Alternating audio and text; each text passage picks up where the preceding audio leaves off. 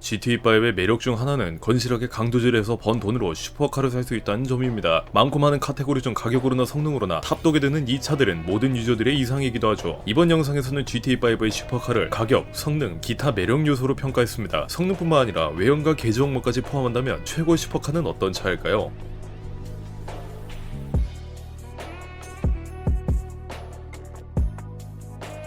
이 차는 쓰레기입니다. 엔진임은 다 늙어 뒤져가는 하레비 오줌발 같고 푼수 같은 타이어는 정처없이 그립을 잃어버리기 일쑤인데다 가격은 300만 달러에 근접합니다. 이만희의 천여장으로 미사일 방해 장치를 장착할 수 있는 유일한 슈퍼카로 나와 출시 초창기엔 그나마 주목받았습니다만 요즘 차들 보면 개나 소나 심심하면 다 들려있는 게 이만희 테크 사양입니다. 다시 말해 살 이유가 거의 없는 슈퍼카죠. 그렇지만 이 차를 살 이유는 단 하나입니다. 이 차는 GTA5에서 가장 아름다운 슈퍼카입니다.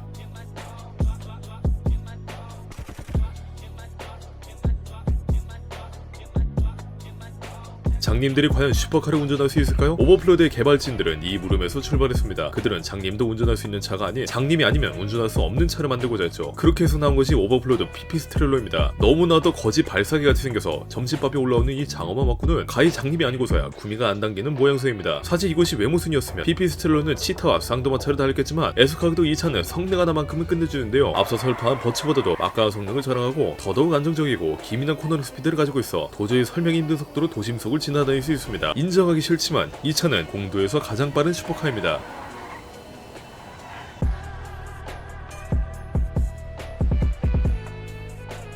아마 여러분의 첫 슈퍼카는 무조건 크리거 에메르스 같은 성능지향 슈퍼카겠죠. 그러나 두 번째 슈퍼카를 찾고 있다면 이 템페스타가 눈에 들어올 겁니다. 살짝 짜레몽땅하지만 샤프하게 빠져 싹퉁바가지 없는 눈깔, 육각형을 최대한 때려 넣은 측면 디자인, 바디 구석구성 아름답지 않은 곳이 없을 겁니다. 성능도 사륜의 힘도 좋아서 운전하기 꽤 간편하고 속도도 제법 나오는 편이죠. 최고 속도가 다소 고자 같다는 게 흠이고 고점이 낮아서 레이스용은 아니고 사실 패션카에 가까운 데다 연식이 좀 있다 보니 개조 항목이 씨가 말랐다는 게 아쉽지만 그것만 빼면 충분히 돈값은 하는 자동차입니다.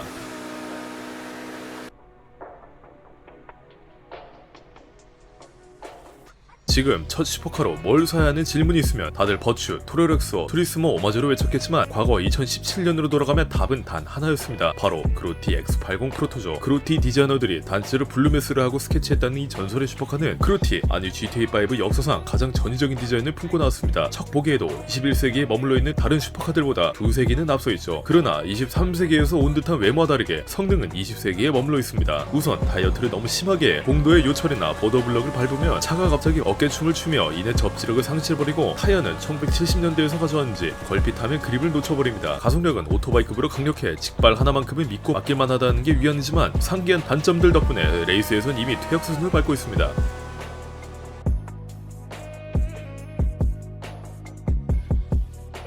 공도 레이스를 하면 너절맞은 휠베이스 때문에 맥을 못 치지만 스턴트 레이스 그 중에서도 원통을 만나면 풀 맞는 메뚜기가 내는 디베스트 8입니다. 저 기다란 휠베이스 안에 무려 V60T에 12.3리터 엔진이 들어가 1000마력 이상을 발휘하는데 웬만한 중장비들 제외하면 GTA5에서 가장 무겁고 강력한 엔진이 들어있습니다. 덕분에 스턴트 레이스에선 깡패가 따로 없습니다. 같은 디베스트만 아니라면 다른 차가 범펠러니 시전에도 꿈쩍하지 않으며 에메르스 같은 불다공증 말기 환자가 버릇없이 앞에서 깝죽대면 냅다 들이받아 저승으로 보낼 수도 있습니다. 다만 출중한 성능 170만 달러라는 양식적인 가격표를 달고 있지만 외모에 관해서 호불호가 갈립니다. 등짝에 500원짜리 동전 너댓 개는 조끼 들어가 초대형 콧구멍 자리에 있는데 일각에선 괴물지 같다며 까기도 하고 제트기를 닮아 멋있다는 의견도 있습니다. 판단은 여러분들 몫입니다.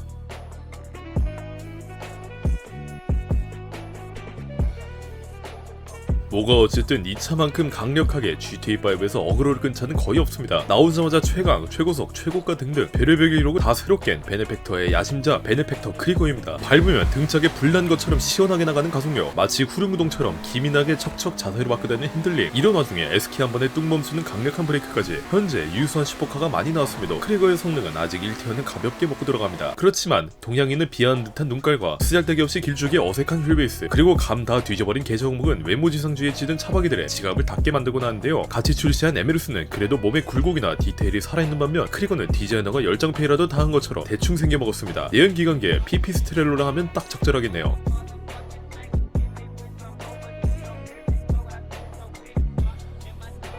오버플로드는 병신의 사입니다. 내놓는 것마다 뭐 하나 제대로 된 차가 없죠. 엔터티 XXR은 꽤나 이쁘장하지만 성능이 치장가는 동네 해치맥만 못한 수준이고, 오랜만에 괜찮은 성능으로 나온 피피스텔로는 식욕이 뚝 떨어지는 박살나막구로 외면받았습니다. 여기 오버플로드 MT도 똑같이 하자가 그득합니다. 제법 풍만하고 봐줄만한 몸매를 가진 이 차는 개자 항목도 다양해 꾸미는 맛은 풍부하지만 주행 특성은 운전자를 단숨에 젓갈로 만들어버릴 정도로 불안정한데요. 대체 저 F1 날개만한 위행은 어디다 쓴 건지 몰라도 난기류 만난 비행기 같은 코너링, 맵에 눈이 온 듯한 착시를 일으키는 접지력을 가졌습니다. 다시 말해 챔피언처럼 와꾸 하나로 먹고 사는 놈이랄 수 있죠. 하지만 역시 외모 하나만큼은 역대 오버플로드뿐만 아니라 스웨덴에서 나온 모든 것들 중 가장 아름다우니 장식용으로 하나들의 가치는 있다고 할 수 있습니다. 다진 마세요.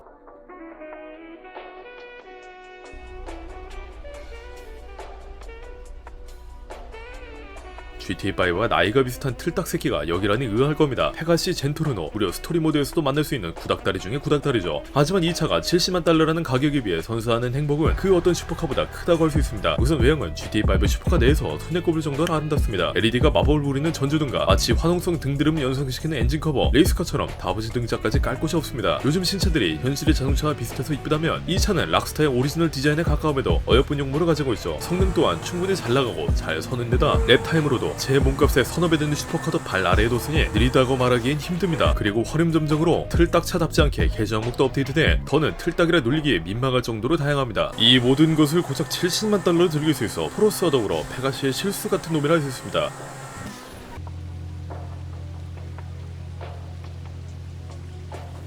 여시지 같은 연입니다. 드라마틱할 정도로 빠르지도 않고 과할 정도로 비싸고 할인 가해금 조건도 난이도가 높지만 그루티 퓨리아는 워낙에 매력이 넘쳐서 남정네도 홀리고 다니는 슈퍼카로 악명이 높습니다. 우선 디자인, 그루티 디자이너의 걸작 중 하나로 요즘 개나소나 다 따라하는 일자형 DRL과 리어라이트의 시초라고 할 수 있습니다. 뿐만 아니라 남자들이 좋아하는 가변 스포일러가 달려있고 문짝도 괴상하게 열려 하차감이 상당하죠. 성능은 생긴 것과 다르게 중위권 그 이상 그 이하도 아니지만 몸매랑 기믹만으로 1티어 슈퍼카급의 인기를 누리는 녀석입니다. 역시 여시 같은 년이 맞습니다.